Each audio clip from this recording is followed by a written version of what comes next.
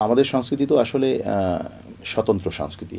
বাংলাদেশের সংস্কৃতি যদিও বহু দেশ, বহু সংস্কৃতি থেকে এখানে এসে একীভূত হয়ে এটি একটি সংস্কৃতিতে রূপ লাভ করেছে, যেটাকে বাংলাদেশী জাতীয়তাবাদী সংস্কৃতি আমরা বলি। কিন্তু এই সংস্কৃতির কিন্তু আপনার ধারাটা আরব থেকে এসেছে, পারস্য থেকে এসেছে, চৈনিক থেকে এসেছে, বহু ধারার সংমিশ্রণ আমাদের এখানে আছে। কিন্তু এখন যে সংস্কৃতি আমাদের গড়ে উঠছে বা উঠবে বা আমরা প্রত্যাশা করি, সেটি আমাদের নিজস্ব সংস্কৃতি। সুতরাং এখানে মিল এবং অমিলের অনেক জায়গা আছে, এর বিরোধের অনেক জায়গা আছে। কিন্তু সেই জায়গায় যদি আমরা ফোকাসিং না করে বরং বলি আমাদের স্বতন্ত্র বোধের জায়গায়, আমাদের মানে এটাকে একেবারে নিজস্বতার জায়গায় আমরা কতটা বিনির্মাণ করতে পারছি, সেটি হচ্ছে গুরুত্বপূর্ণ বিষয়। আমাদের বিরোধের জায়গাটা নিয়ে আমরা আলোচনা করতে চাই না, বরং আমরা আমাদের সংস্কৃতির স্বতন্ত্র বোধটাকে, আমাদের সংস্কৃতিকে এখানে ক্লাসিফাইড করে একটা নিজস্ব সংস্কৃতি গড়ে তোলার যে কাজটা, সেটা যদি করতে পারি, সেটাই বরং আমাদের জন্য সবচেয়ে বেশি কল্যাণকর হবে বলে আমি মনে করি। সুপ্রিয় দর্শক, আসসালামু আলাইকুম। সেবারু টিভির সাহিত্যানুষ্ঠানে আপনাদের সবাইকে আমন্ত্রণ জানাচ্ছি আমি মোশফেকা নিপা। আজকে আমাদের সাহিত্যানুষ্ঠান বিশেষ আড্ডায় অতিথি হিসেবে উপস্থিত হয়েছেন জাহিদ আবেদিন। তিনি একাধারে কবি, লেখক, সংগঠক, সাংবাদিক এবং ব্যবসায়ী। চলুন তবে আমাদের অতিথির সাথে পরিচিত হই। আসসালামু আলাইকুম। ওয়ালাইকুম আসসালাম। কেমন আছেন? ভালো আছি। আপনার জীবন কেমন যাচ্ছে নতুন বাংলাদেশে?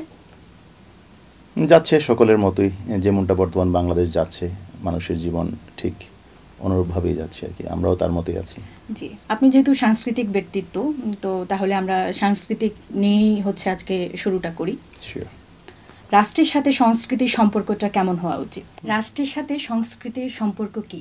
অসংখ্য ধন্যবাদ সেবারু টিভির যারা দর্শক শ্রোতা, তাদেরকেও ধন্যবাদ আমাদের এই আয়োজনটি দেখার জন্য, আমাকে আমন্ত্রণ জানানোর জন্য। আপনি যেমনটি প্রশ্ন করেছেন যে রাষ্ট্রের সাথে সংস্কৃতির সম্পর্ক কি, আসলে রাষ্ট্র গড়ে ওঠে একটি ভৌগোলিক সীমারেখার মধ্যে, এবং সেখানে আমরা নিশ্চয়ই জানি বিশেষ একটি জনগোষ্ঠী তাদের সংস্কৃতি, শিল্প, সাহিত্য, জীবনাচার যেমনটি হয় তার উপরে ভিত্তি করেই কিন্তু সেই রাষ্ট্রটি বা রাষ্ট্র কাঠামোটি গড়ে ওঠে। অর্থাৎ রাষ্ট্রের সাথে সাহিত্যের, শিল্পের এবং সংস্কৃতির সম্পর্কটা একেবারে শেকড়ের। শিল্প, সাহিত্য, সংস্কৃতি ছাড়া যেমন একটি জনগোষ্ঠী একত্রিত হতে পারে না, সমমনা মানুষগুলো ঐক্যবদ্ধ হতে পারে না, অনুরূপভাবে এই মানুষগুলো একীভূত না হলে পরে রাষ্ট্র ভাবনাটাও তাদের মধ্যে জন্মায় না। অর্থাৎ শিল্প, সাহিত্য, সংস্কৃতি, এই চিন্তা এবং এই দর্শন, এর ভিত্তিতেই কিন্তু রাষ্ট্রটা নির্মাণ হয় বা রাষ্ট্র কনসেপ্টটা তৈরি হয়। রাষ্ট্র সংস্কারে মানে সংস্কৃতির ভূমিকা কেমন হওয়া উচিত? চমৎকার প্রশ্ন করেছেন। আসলে ওই একই কথা যদি আমি আবার বলি, রাষ্ট্রকে সংস্কার করা, রাষ্ট্রকে পুনর্নির্মাণ করা, রাষ্ট্রকে বিনির্মাণ করার ক্ষেত্রেও কিন্তু আপনার সংস্কৃতির ভূমিকা অপরিহার্য। সংস্কৃতি আমরা যেমনটি দেখলাম, যদি একেবারে জ্বলন্ত উদাহরণ হিসেবে আমরা বলি, সাম্প্রতিক যে জুলাই বিপ্লব হয়ে গেল, আমরা দেখলাম যে রাষ্ট্র একটি একেবারে গভীর সংকটাপন্ন অবস্থায় চলে গিয়েছিল। সেখান থেকে শিল্প, সাহিত্য, সংস্কৃতি, কবি, সাহিত্যিক সকলের ঐক্যবদ্ধ প্রচেষ্টায় কিন্তু রাষ্ট্রটি পুনর্বার আমরা গণতন্ত্রের পথে ফিরিয়ে আনার প্রচেষ্টারত হলাম। এই যে কাজটা, এটা হচ্ছে শিল্প সাহিত্যের অন্যতম একটি কাজ। এবং এই যে জুলাই বিপ্লব, আপনি যদি আমি এই কথাটা একটু আপনাকে আরও ক্লিয়ারলি বলি, জুলাই, আমি একটু প্রশ্ন করি, আপনি তো হচ্ছে জুলাই বিপ্লবে মানে মানে দারুণভাবে একটা ভূমিকা পালন করেছেন, এটা কিভাবে করলেন? আসলে জুলাই বিপ্লবে যারাই ভূমিকা পালন করেছে, মূলত যেটি প্রথম স্তর, সেই স্তরটি ছিল হচ্ছে আপনার শিল্প, সাহিত্য, সংস্কৃতির, অথবা আপনার অ্যাক্টিভিজম, সোশ্যাল মিডিয়া অ্যাক্টিভিজম। যারা এই আন্দোলনটিকে দীর্ঘদিন অনুপ্রাণিত করেছে, এটাকে ইন্সপায়ার্ড করেছে, সেই কাজগুলো হয়েছে শিল্প, সাহিত্য, কবিতা, লেখনী এবং সোশ্যাল মিডিয়া অ্যাক্টিভিজম এর মধ্য দিয়ে। এই প্রত্যেকটা কাজের সাথেই ব্যক্তিগতভাবে আমরা যারা শিল্পী, সাহিত্যিক, কবি, সাংবাদিক আছি, সবাই মিলে যারা বাংলাদেশকে ভালোবাসে, গণতন্ত্রকে ভালোবাসে, বাংলাদেশের মানুষের মূল্যবোধ, জাতীয়তাবাদ এবং ধর্মীয় বিশ্বাস, এই যে স্বতন্ত্র সংস্কৃতি, এটিকে যারা বিশ্বাস করে, তারা সবাই মিলে এই প্রচেষ্টাটা চালিয়েছে। তার মধ্যে আমরাও ছিলাম, আমরাও করেছি। আমরা লেখালেখির মাধ্যমে করেছি, সোশ্যাল মিডিয়া অ্যাক্টিভিজমের মাধ্যমে করেছি, আমরা রাজপথে করেছি। এই সবগুলো সমন্বিত প্রচেষ্টারই ফলাফল হচ্ছে এই 5 আগস্ট বা 36 জুলাই যে জুলাই বিপ্লব সংগঠিত হয়েছে, যে বিপ্লব সাধিত হয়েছে, তার চূড়ান্ত ফল। আপনি বাংলাদেশের সংস্কৃতি অঙ্গনকে কিভাবে দেখতে চান? এটি একটি বড় প্রশ্ন। বাংলাদেশের সাংস্কৃতিক অঙ্গন যদি আমরা বলি, এটি পেছনের ইতিহাসটা আমরা একটু জানতে হবে যে বাংলাদেশ বা এই অঞ্চলের ইতিহাসে যদি আমরা আলোচনা করি বা ফিরে যাই, সেখানে আমরা বরাবরই দেখব 47 থেকে 71 পর্যন্ত আমাদের সংস্কৃতি এই অঞ্চলের ছিল একটা ধারা প্রবাহের মধ্য দিয়ে। 71 থেকে আমরা যদি বলি মোরাললেস বিভিন্ন উত্থান পতনের মধ্য দিয়ে হলেও 24 পর্যন্ত একই ধারায় কম বেশি প্রবাহিত হয়েছে। জুলাই বিপ্লবের পরে বাংলাদেশের মানুষের যে প্রকৃত আকাঙ্ক্ষা, এই অঞ্চলের মানুষের তাদের যে স্বাধীনতার প্রকৃত চাওয়া, সেই জায়গায় সেই স্পিরিটে মানুষ ফিরে আসতে চায়। তারা চায় এদেশের মানুষের জাতীয়তাবাদ যে চেতনা, যার মিশ্রণ, যার মূল, যার বিশ্বাসের গভীরতায় রয়েছে ধর্মীয় মূল্যবোধ, এই অঞ্চলের মানুষ সেই সংস্কৃতি, সেই শিল্প, সেই সাহিত্যের দিকে ফিরে যেতে চায়। আপনি নিশ্চয়ই জানেন বাংলাদেশের জনগোষ্ঠীর প্রায় 95% মুসলমান। এই মুসলমানদের ধর্মীয় বিশ্বাসকে এক পাশে রেখে, তাদের বিশ্বাসকে উপেক্ষা করে কোনোভাবেই কোনো কালেই এখানকার প্রকৃত মানুষের শিল্প সাহিত্যের শেকড় আপনি এখানে প্রতিস্থাপিত করতে পারবেন না। যে প্রচেষ্টাটি হয়েছে 71 থেকে আজ অদ্যাবধি, এবং বাংলাদেশের মানুষের যে আকাঙ্ক্ষা ছিল একটি স্বতন্ত্র নিজস্ব সংস্কৃতি, যে স্বতন্ত্র সংস্কৃতির জন্য তারা 1971 সালে স্বাধীনতা যুদ্ধ করেছে, সেটি কিন্তু তারা পায়নি। আমরা বরঞ্চ কী দেখেছি, সে সময় আমরা স্বাধীনতার যে ডাক দিয়ে আমরা ময়দানে আসলাম, এদেশে মানুষ জীবন দিল, তার পরবর্তীতে কি হলো, সেই স্বাধীনতা আমাদের হাইজেক হয়ে গেল। আমাদের স্বাধীনতা আমরা পরনির্ভরশীল হয়ে উঠলাম। আমাদের স্বাধীনতার যে স্বাতন্ত্র্যবোধ, সেটি কিন্তু আমরা আর ধরে রাখতে পারলাম না। আমাদের অজান্তে আমাদের স্বাধীনতা হাইজেক হয়ে গিয়েছে। এই জায়গায় আমরা পুনর্বার চাই আজকের যে জুলাই বিপ্লব বা এই 24-এর যে আমাদের নতুন স্বাধীনতা, দ্বিতীয় বিজয়, এরপরে অন্তপক্ষে বাংলাদেশের মানুষের চাওয়া এবং প্রত্যাশা হচ্ছে যে আমাদের শিল্প, সাহিত্য, সংস্কৃতি, আমাদের যে বিশ্বাস, আমাদের যে মূল্যবোধ, আমাদের যে জাতীয়তা বোধ, এই বোধের ভিত্তিতে একটি শিল্প, সাহিত্য, সংস্কৃতি এদেশে গড়ে উঠবে। এটাই গণমানুষের প্রত্যাশা। আচ্ছা কবি, এজন্য সাংস্কৃতিক কর্মী কিভাবে তৈরি করতে হবে? আসলে সাংস্কৃতিক কর্মী গড়ে ওঠে সাংস্কৃতিক, প্রথমত যদি বলি সাংস্কৃতিক যে মূল্যবোধ তা ধারণের মধ্য দিয়ে, তো প্রথম কাজ আমরা মনে করি যে মূল্যবোধের নতুন জাগরণ জুলাই বিপ্লবের মধ্য দিয়ে হয়েছে। এই জাগরণ, এই স্পিরিট বা যারা ধারণ করবে, তাদেরকে একীভূত করে এই জাতীয়তাবাদী বা আমাদের স্বাধীন স্বকীয়তার মধ্য দিয়ে যে মূল্যবোধে যে আমরা বিশ্বাস করি, সেই সংস্কৃতিকে আমরা এখানে চর্চা করতে হবে, লালন করতে হবে, প্রশিক্ষণ দিতে হবে। প্রশিক্ষণের কোনো বিকল্প নেই আমি মনে করি। প্রশিক্ষণ দিতে হবে এবং একটা প্ল্যাটফর্ম তৈরি করতে হবে, যে প্ল্যাটফর্ম থেকে সকল মানে শিল্পী, সাহিত্যিক, কবি তাদের মতামতগুলো প্রকাশ করতে পারে এবং তাদের চিন্তাগুলোকে একীভূত করে একই ধারায় যাতে আমাদের শিল্পটাকে, আমাদের সাহিত্যটাকে, আমাদের সংস্কৃতিকে আমরা এগিয়ে নিয়ে যেতে পারি। এই জন্য দরকার চিন্তাশীল মানুষ। চিন্তাশীল মানুষের কোনো বিকল্প নেই। এখানে গণতন্ত্রের কনসেপ্টটাও কিন্তু একটা গুরুত্বপূর্ণ বিষয়। আপনি নিশ্চয়ই জানেন আমাদের দেশে যেমনটা আমরা সকল মানুষের ভোটে আমরা এখানকার সরকার বা আমরা রাষ্ট্রপ্রধান, এমপি, মন্ত্রী নির্বাচিত করে থাকি, কিন্তু গণতন্ত্রের অন্যান্য জায়গায়, অন্যান্য দেশে কিন্তু আপনার গণভোটে পার্লামেন্টারিয়ান নির্বাচিত হয় না, অর্থাৎ কোয়ালিটি ভোট দিয়ে আপনার পার্লামেন্টারিয়ান নির্বাচিত হয়, যারা নাকি বিভিন্ন স্তর থেকে জনগণের ভোটে প্রাথমিক স্টেজে তারা আগে নির্বাচিত হয় এবং সে সকল চিন্তাশীল কোয়ালিটি ভোটাররা তারা কিন্তু পার্লামেন্টারিয়ান সিলেক্ট করে। ইরানে দেখেন, ইরানের কনসেপ্টটা কিন্তু অনুরূপ। কিন্তু আমাদের যারা নির্বাচিত হয়ে আসতেছে বাংলাদেশে, এই যে পার্লামেন্ট পরিচালনা করে, তারা কিন্তু অর্থাৎ আপনি একজন শিক্ষিত চিন্তাশীল মানুষ, আপনি দেশ নিয়ে অনেক ভাবতে পারেন, আপনার ভোটের যে মূল্য একজন সাধারণ মানুষের ভোটের একই মূল্য।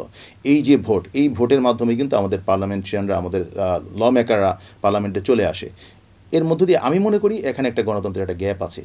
এটা যেমন আমাদের পরিশোধন করা উচিত, এটা আমার বিশ্বাসী জায়গা থেকে বলছি, অনুরূপভাবে শিল্প, সাহিত্য, সংস্কৃতি নিয়ে যারা কাজ করবে তাদেরও এরকম চিন্তাশীল হওয়া উচিত। চিন্তাশীল মানুষগুলো একই প্ল্যাটফর্মে এসে যখন নাকি তারা এফোর্ট দিবে, আমি মনে করি সেক্ষেত্রে আমাদের যে বিশ্বাস এবং মূল্যবোধ, সে মূল্যবোধের সংস্কৃতির চর্চার দিকে আমরা এগিয়ে যেতে পারবো। বাংলাদেশের সংস্কৃতির সাথে বিশ্ব সংস্কৃতির সম্পর্ক ও বিরোধ কি?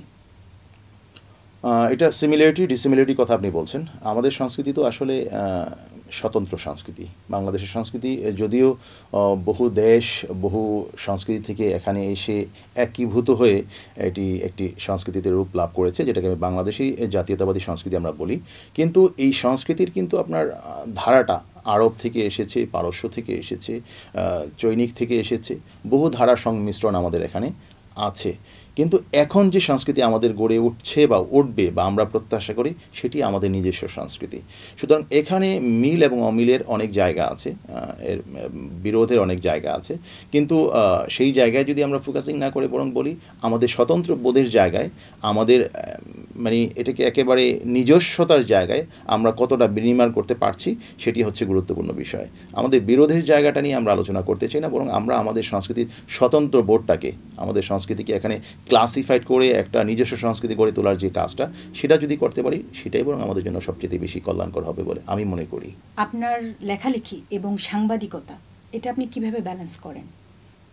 দুটো একই কাজ, লেখালেখি সাংবাদিকতা দুটো অভিন্ন কাজ, এর মধ্যে আসলে তেমন কোনো পার্থক্য নেই। লেখক মানে যে সাংবাদিক সেই লেখে, আর যে লেখে সে হয়তো সাংবাদিকও হতে পারে। তো দুটো একই কাজের মধ্যে পার্থক্য তেমন নাই। ব্যালেন্স করা হচ্ছে যখন যে অ্যাসাইনমেন্ট সামনে আসে সেটি নিয়ে কাজ করি। কখনো সুযোগ হলে কবিতা খুব কম লেখা হয়, কবিতা লিখি। কখনো এই সমাজ বিনির্মাণের জন্য, সমাজ সংস্কারের বিষয়ে আমরা লেখালেখি করি। এটা হচ্ছে বেশি কাজ, বড় পার্ট। আর এই কাজটা সাংবাদিকতার মধ্য দিয়েও চালিয়ে যাই। সুতরাং দুটোর মধ্যে কোনো আসলে কনফ্লিক্ট নেই, একসাথে চালিয়ে যাওয়া সম্ভব এবং সেটিই করে থাকি সাধারণত। নতুন বাংলাদেশ নিয়ে আপনার ভবিষ্যৎ পরিকল্পনা কি? এতক্ষণ যা বলেছি আসলে নতুন বাংলাদেশ বিনির্মাণের আলোচনা, এবং এই পরিকল্পনা এতটুকুই যে বাংলাদেশের মানুষ যে আকাঙ্ক্ষা, যে প্রত্যাশা নিয়ে বিগত 52-53 বছর অপেক্ষা করেছে, জুলাই বিপ্লব আমাদেরকে একটা নতুন সুযোগ এনে দিয়েছে নতুন করে বাংলাদেশ বিনির্মাণের। এবং এই সুযোগটা যদি আমরা কাজে লাগাতে না পারি, ভবিষ্যতে কতকালে কখন আবার আমাদের স্বপ্ন পূরণের সুযোগ হবে আমি জানি না। সুতরাং এখন আমাদের সবাইকে ঐক্যবদ্ধ হয়ে, যারা বাংলাদেশকে ভালোবাসি, যারা বাংলাদেশের স্বাধীনতায় বিশ্বাস করি, বাংলাদেশের জাতীয়তাবাদী বিশ্বাস করি, বাংলাদেশ যে একটি স্বতন্ত্র ভৌগোলিক সীমারেখার মধ্যে একটি স্বাধীন রাষ্ট্র, এই স্বাধীনতায় যারা বিশ্বাস করি, আমাদের সবাইকে ঐক্যবদ্ধ হতে হবে। এই ঐক্যবদ্ধ হওয়ার মধ্য দিয়ে একটি নতুন বাংলাদেশ বিনির্মাণ হবে, যেখানে বৈষম্য থাকবে না। আমাদের যে 1400 কিংবা 1500 শহীদ, যারা জুলাই বিপ্লবে জীবন দিয়েছে, রক্ত দিয়েছে, যারা আজকে পঙ্গু হয়ে আহত হয়ে এই সংগ্রামে আজকে কাতরাচ্ছে, হাসপাতালে চিকিৎসাধীন আছে, চিরতরে চোখ হারিয়েছে, পা হারিয়েছে, হাত হারিয়েছে, তাদের সকলের স্বপ্নই হচ্ছে নতুন একটি বাংলাদেশ বিনির্মাণ করা। আমাদেরও স্বপ্ন অভিন্ন। আমরাও চাই বাংলাদেশ তার নিজস্ব স্বাধীন স্বকীয়তা, স্বাধীন সার্বভৌমত্বকে নিয়ে মাথা উঁচু করে দাঁড়িয়ে থাকবে, এগিয়ে যাবে বাংলাদেশ। 18 কোটি মানুষের প্রত্যাশার মতো আমারও প্রত্যাশা একই, অভিন্ন। আমি আপনার কথায় আপ্লুত, কারণ আমরা সবাই বৈষম্য বিরোধী একটা দেশ চাই। এটা আমাদের সবার চাওয়া এবং প্রত্যাশা। কবি, আপনার এই চ্যালেঞ্জিং জীবন, এত ব্যস্ততাময় জীবন, সব কিছু ছাপিয়ে আজকে আপনি আমাদের সাথে সময় দিয়েছেন, আমাদের সাহিত্যানুষ্ঠানে এসেছেন। আপনাকে অসংখ্য ধন্যবাদ আমাদেরকে সময় দেওয়ার জন্য। আবার নতুন কোনো সাহিত্যানুষ্ঠানে আপনার সাথে আমার দেখা হবে, কথা হবে। সে পর্যন্ত আপনার সুস্থতা কামনা করছি। আপনি অনেক ভালো থাকবেন। আপনাকে অসংখ্য ধন্যবাদ, এবং সেবারও টিভি যারা এতক্ষণ আমাদের আলোচনা শুনলেন, আপনাদেরকেও ধন্যবাদ এবং অভিনন্দন জানিয়ে আমার আলোচনা এখানে শেষ করছি। সুপ্রিয় দর্শক, পেশা এবং নেশা, এটা আমাদের জীবনের সাথে ওতপ্রোতভাবে জড়িত, এবং আমাদের কবি জাহিদ আবেদিন প্রমাণ করে দিয়েছেন, মানে পেশা এবং নেশা, একটা পেশার সাথে একটা নেশা ওতপ্রোতভাবেই জড়িত। কেউ যদি চায় যে সে তার পেশাকে ঠিক করে তার শখ, তার মনের যে খোরাক, এগুলো প্রকাশ করবে, তিনি সেটা প্রকাশ করেছেন এবং আমাদের সবার সামনেই সেগুলো তুলে ধরেছেন। আমরা তার বর্ণাঢ্য জীবনের সামান্য কিছু কথা হয়তোবা শুনেছি, কারণ আমাদের এত অল্প সময়ে আমরা এত বেশি বিশ্লেষণও করতে পারিনি। তবুও আমরা চেষ্টা করেছি সামান্য কিছু তুলে ধরার জন্য। আজকে এ পর্যন্তই। আবার নতুন কোনো সাহিত্যানুষ্ঠানে নতুন কোনো অতিথির সাথে আপনাদের সাথে আবার দেখা হবে। আমি মুশফিকা নিপা বিদায় নিচ্ছি। আল্লাহ হাফেজ।